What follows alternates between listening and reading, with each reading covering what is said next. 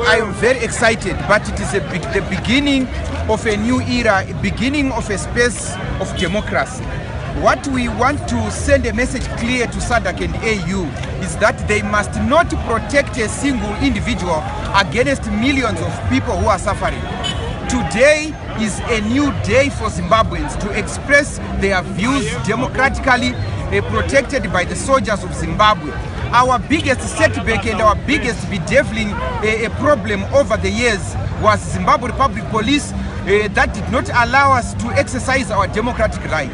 Now, the ZNA today showed citizens of Zimbabwe that they have the freedom to do it, and they've done it. And what we are calling upon all citizens is let us remain focused. Yes. The issue is to make sure that President Robert Mugabe resigns. Under the context, we must not leave this place until we hear a statement from Mugabe saying he's going.